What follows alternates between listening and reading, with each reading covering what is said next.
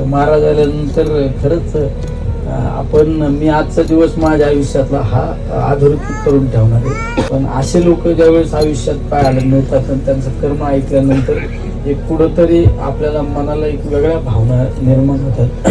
कारण त्या एका मुलाशी ज्यावेळी चर्चा करीत होतो तर एक मनाला वेदना लागून गेला काही गोष्टीच्या. म्हणजे अतिशय चांगलं काम तुम्ही या ठिकाणी करता.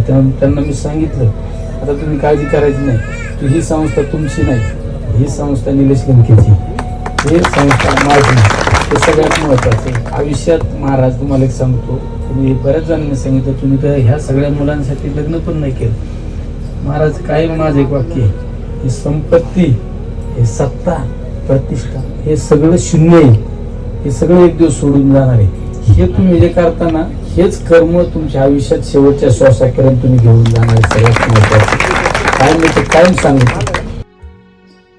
तर म्हणजे हे दोन्ही जे आज जे सन्मान मूर्ती आहेत आणि जे सत्कार करतात आहेत, तर म्हणजे असे हे दोन्ही जोडगोळे आहेत.